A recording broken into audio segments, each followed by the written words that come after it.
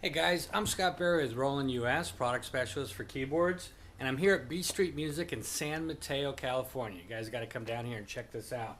I've got the FA in front of me. I'm going to go through some basic features with it that you definitely need to check out. It's a workstation, which means it does sampling, sequencing, ton of sounds. There's 2,000 sounds in this, and there's additional free sounds online for it at the axial.roland.com website. And that's axial.roland.com. You can find a ton of sounds for this. Anyways, come on in closer and I'll show you a little bit more about this keyboard. On our far right here, we basically have 16 pads, and they can be used as sample pads or other functions, but I'm going to show you samples first. By hitting the bank button, at this point now I have 4 different banks to choose from. If you look on the screen, you'll see that we have the different selections of banks.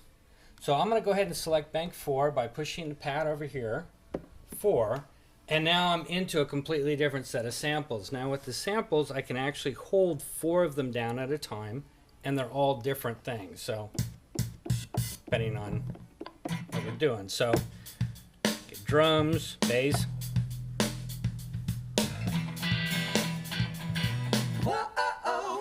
So you get an idea, and you can put anything you want on there. You can put backing tracks, your own samples. You can actually sample off the keyboard and put that in there. And there's even a guitar jack in the back of the keyboard, back in here, that's 1/4 inch for microphone or guitar, so you can sample directly into the keyboard. Okay, so let's go past that. Now I'm going to show you how easy it is to navigate around the FA. Down here, what we've got are category buttons. So if you zoom in here, and you can see drums, percussion, A piano, E piano. So basically what that's saying is acoustic piano. So just by touching that, I now have an acoustic piano up here. If I hit the button again, it's going to give me an electric piano. So it's very simple. Now if I want to see all my sounds, I just come over here to the enter button, push enter, and then on the screen I have all my pianos. If I want to see the other categories, I can just use the cursor button here and move through the other categories on the screen.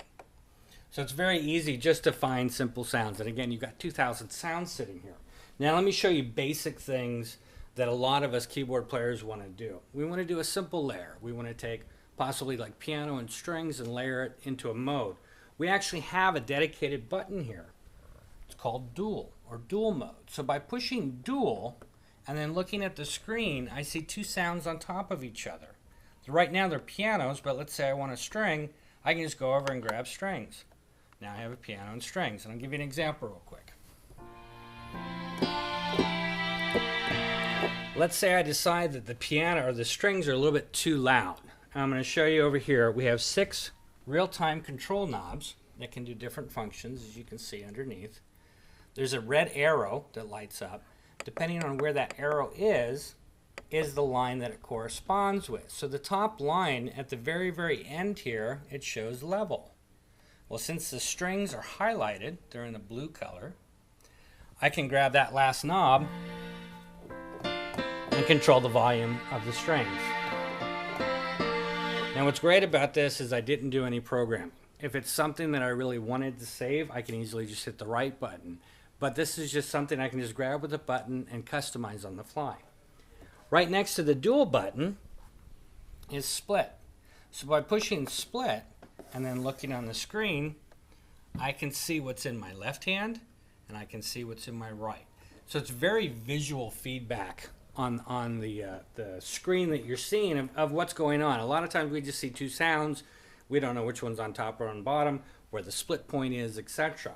But let me go ahead and show you down here how to change the split point. So right now it's going to default to C4. By holding split, by just pushing split down, and you can see on the screen it says C4, I can just pick a new key. Now I'm at F4. So it's really, really easy to use. And again, I didn't do any programming. I just pushed a button, was able to customize it. So these are just simple things that we do that is just really, really easy to do with this. Now, if I want to get into big layers, because it is a workstation, it does have a sequencer, I can actually layer up to 16 sounds. Those can be split, layered on different MIDI channels, whatever I want to do. And to enter that, I just basically push split and dual together at the same time when they're both lit up, and then I can go through and see 16 different sounds. Now let me show you a really, really cool trick that we can do with the pads here. So I'm going to have you come over here, and what we're going to do is we're going to push pad utility. So once that's pushed, then we're going to go over to the screen, and at the very bottom of the screen you see pad mode. I'm going to push the button below that. Now I have different options to select for the pads. So what I'm going to do is I'm going to choose what's called part select. So by choosing that, I'm going to go ahead and push pad 2. So pushing pad 2. Now at this point, if you watch the screen, I can change the sounds by pushing the pads. Where this is great is in a live performance. Let's say for instance we wanted to start with a string but didn't want to play that anymore. So I could hit 2 and go to a piano.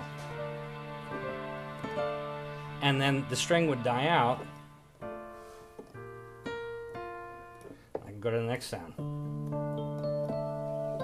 So I can actually build a set list almost inside one studio set. If those are my bread and butter sounds that I want to go to, I can just bounce around with the pads. So it's just a really, really cool feature. And then I'm going to show you one last thing, and that is how to do a simple sequence. So I'm going to go into Studio Set, and the Studio Set is more or less blank. They're just piano sounds that are sitting here. I will push the sequencer button and get into the sequencer. When the screen comes up, there's already information there. The FA loads its first song in the sequence. So if I want to clear that out, I just hold Shift, Song Utility, and then Song Clear is already selected. I hit Select, I hit OK. That information is now gone. So now I can start from the beginning. I'm going to go ahead and turn the volume down here so I can show you how to set up the sequencer. I'm going to push record at this point. So by pushing the record button, you see it blinking, a screen comes up, and it gives me different options on the screen of what I want for a count in, if I want to quantize, if I want to loop, and etc. So it's really easy to do. So right here, these are my options for a count in. By pushing the enter button, I can see I have a 1 measure, a 2 measure, or what's called wait note. What's nice about wait note, which is the one I'm going to select, is we're already listening to the click. The second I touch the keyboard, it will start to record. I can go over to quantize. My options on quantizing are grid or shuffle. Grid is going to lock it to the nearest 16th, and it will correct my timing. And then I will go over to the loop is set to on, and I will change that to 2-bar loop. So this is just a basic way of doing something quickly. So let's go ahead and do this.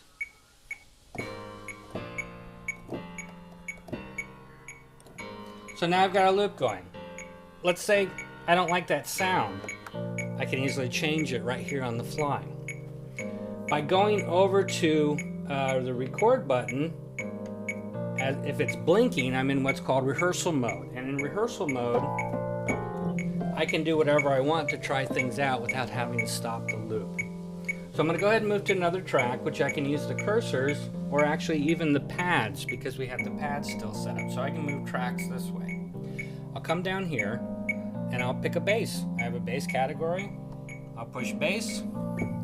Sounds good to me. Arm it. And there I have a bass track. Now let's say I made a mistake. I'm going to show you something that's really, really cool here. I'm going to play this, which I wouldn't play normally. So now that that's in the track, I can actually go into an erase section. I hit the play button to get this screen to come back up. If I hit erase, I can actually come over here and select an area to erase without destroying what I did down below. So just by doing that, that will disappear. It's just awesome to be able to just keep working in the idea. I'm going to grab some drums. And here we go.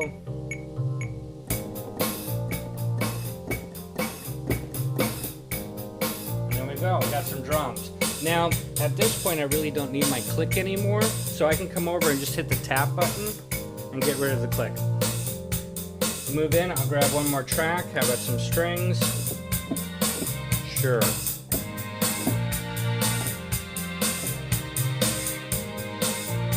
And there's our song. So it's pretty easy to create with this and get your ideas out. The other thing that's great is that the boot up time on this keyboard is about 8 seconds. So if you got an idea, you can fly right into it and get it. I'm going to show you one other thing with the song export. When we want to get rid of our song or export it out, not get rid of it because we just created it, we spent all this time. We hit Shift, and this brings up Song Utility. By hitting Song Utility, down below here we have Export Song. So if I scroll down to Export Song, I hit Select. My options are send it out as a standard MIDI file, as a stereo wave, so if I want to put my phone or something. But the multi-track, this is the first keyboard of its kind. So by hitting multi-track and executing this, what it's going to do is it's going to go through each individual track and export it as audio onto an SD card. The FAs ship with the 4 gig SD card.